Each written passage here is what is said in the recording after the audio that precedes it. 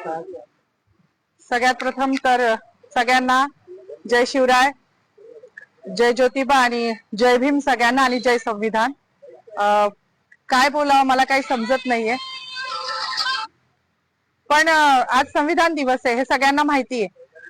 कुठल्या पण महापुरुषाने कुठल्या विशिष्ट जातीसाठी काम नाही केले आणि त्याच्यामध्ये स्त्रियांसाठी ज्यांनी काम केले ते माझ्यासाठी पुनर्जन्म देणारं व्यक्तिमत्व आहे. मग ते महात्मा फुले तर आहेच, ज्यांनी शिक्षण दिलं. त्यानंतर रघुनाथ कर्वे ज्यांनी संतती नियम देऊन स्त्रियांचं आयुष्य सुकर केलं.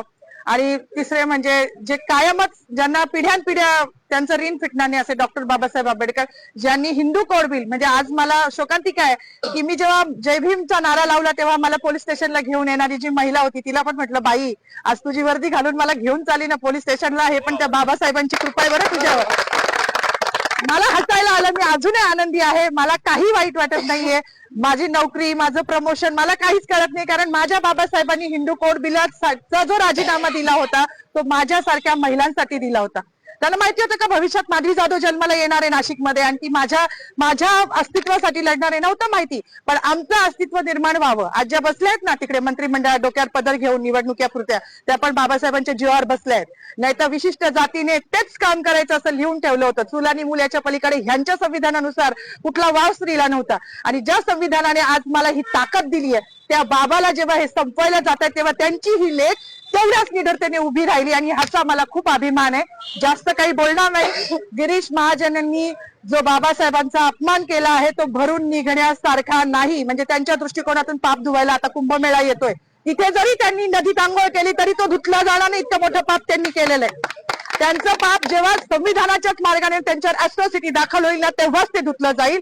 एवढीच माझी मागणी की त्यांच्यावर ॲट्रॉसिटी दाखल करावी, अन्यथा ह्याच ठिकाणी मी उपोषण चालू करणार आहे. केलंच आहे असं समजा, जोपर्यंत त्यांच्यावर ॲट्रॉसिटी दाखल होत नाही.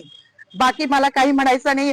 पुन्हा एकदा जय भीम. डॉक्टर बाबासाहेब आंबेडकरांचा, डॉक्टर बाबासाहेब आंबेडकरांचा,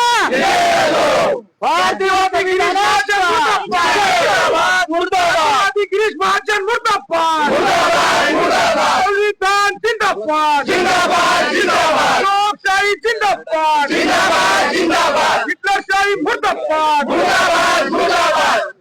आज संविधान दिन आहे, 26 जानेवारी. सगळ्यांना जय शिवराय, जय भीम, जय संविधान, जय सम्राट अशोका. माझं म्हणणं एकच होतं की आज 26 जानेवारी 1949 रोजी संविधान लागू झालं होतं. तर आज जो काही आपण हा दिवस साजरा करतो आहे प्रजासत्ताक दिन, हा फक्त भारतीय संविधानामुळे करत आहोत. जर भारतीय संविधानच नसतं तर आज आपण एका छताखाली सर्व धर्मीय लोक जमलोच नसतो आणि हा जातीभेद राहिलाच नसता. तर माझं एकच म्हणणं होतं की गिरीश महाजन यांनी, मंत्री महोदयांनी शिवाजी महाराजांचा जयघोष केला, संभाजी महाराजांचा जयघोष केला. मग बाबासाहेबांचा असा काय गुन्हा होता का बाबासाहेबांना का असं मुद्दामून डावललं जातंय की हा असं? हे खूप म्हणजे त्यांनी असं करायला नको होतं. म्हणजे परेड चालू होती ग्राउंडवर आणि परेड चालू असताना जेव्हा घोषणा दिल्या गेल्या की छत्रपती शिवाजी महाराजांची जय घातली गेली, परत संभाजी महाराजांचं नाव घेतलं गेलं, आता बाबासाहेब त्यांची घोषणा केली जाईल, पण तसं झालंच नाही. असं रक्त उफाळून येत होतं, परंतु एक जाण्याची वाट बघत होतो की कधी आपली परेड सुटेल आणि मंत्री महोदयांना आपण त्यांना हा जाब विचारू किंवा त्यांनी असं का केलं आपण विचारू. म्हणजे आमच्या मॅडम तिथवर पोहोचल्या, त्यांची धावपळ होती, त्यांच्या पाठीमागे मी पण गेली की त्यांना माईक मिळावा आणि त्यांनी हे त्यांना सांगावं की का झालं असं, की बाबासाहेबांचं नाव का घेतलं गेलं नाही. तर मला एकच सांगायचं आहे सर्व जनतेला की ज्या संविधानामुळे आपण आहोत त्या संविधानाचे आपण सगळे रक्षक आहोत. तुम्ही मानलं अगर नाही मानलं तरी सुद्धा हा देश भारतीय संविधानावरच चालणार आहे. आम्हाला मनुस्मृती नको आहे, आम्हाला फक्त संविधान हवं आहे आणि लोकशाही हवी आहे. लोकशाही वाचवण्यासाठी आम्हाला जे करता येईल आम्ही ते करू.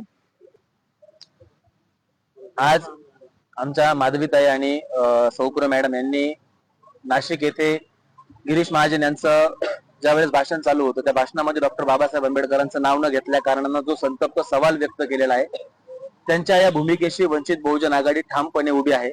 सुरुवातीपासूनच आम्ही त्यांना सांगितलं होतं की तुमची जी काही भूमिका असेल, तुमच्या अभिव्यक्ती स्वातंत्र्याचं हनन होणार नाही, तुमच्या अभिव्यक्ती स्वातंत्र्याला संरक्षण दिलं जाईल आणि तुमच्या पाठीमागे वंचित बहुजन आघाडी ठामपणे उभी राहील.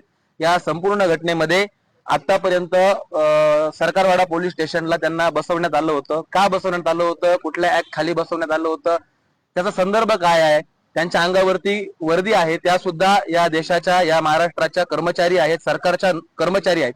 आणि कर्मचाऱ्यांसोबत असं वागणं, याचं नेमकं फलित काय आहे, याचा विचार काय आहे, हे सुद्धा आम्ही या प्रशासनाला विचारतोय. आणि मंत्री गिरीश महाजन यांनी डॉक्टर बाबासाहेब आंबेडकरांचं नाव न घेता जी RSS ची मानसिकता, भारतीय जनता पार्टीची मानसिकता उघड मांडलेली आहे, या मानसिकतेच्या विरोधात हा देश आहे. हा देश डॉक्टर बाबासाहेब आंबेडकरांच्या संविधानानं चालतो. तुम्ही EVM मॅनेज करून सत्ता हस्तगत करू शकता, परंतु लोकांची मनं हस्तगत करू शकत नाही. आणि हा रोष तुम्हाला रस्त्यावरती, हा रोष तुम्हाला आंदोलनात, हा रोष तुम्हाला तुमच्या भाषणांच्या वेळी असाच दिसला जाईल.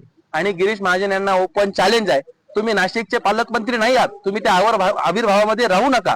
तुम्ही कुंभमेळा मंत्री आहात, तुम्ही बिनमुलाय मेहमान आहात. तुम्ही नाशिकमध्ये वृक्षतोड केली, नाशिककरांनी सहन करायचा प्रयत्न केला. तुम्ही नाशिकचे हाल जळगाव सारखे करायचे प्रयत्न केले, नाशिककरांनी सहन करायचा प्रयत्न केला. परंतु आता नाशिककर तुमच्या या महाचुकीला, घोड चुकीला विसरणार नाही आहेत. तुम्ही डॉक्टर बाबासाहेब आंबेडकरांचा अपमान केलेला आहे. गिरीश महाजन, तुम्ही नाशिक सोडून परत जळगावला जा. आम्हाला दुसरा कुंभमेळा मंत्री द्या. गिरीश महाजन यांनी या मंत्रिपदाचा राजीनामा दिला पाहिजे. आणि आम्ही नाशिक जिल्हा कायद्याचा बाल्यकिल्ला म्हणणाऱ्या संदीप कर्णिक साहेबांनाही आव्हान करतो की तुम्ही कोणत्याही गृहमंत्र्याच्या दबावाखाली नाही येता, मंत्रिमंडळाच्या दबावाखाली नाही येता. हा तमाम दलितांचा, तमाम आंबेडकरी प्रेमींचा अपमान आहे.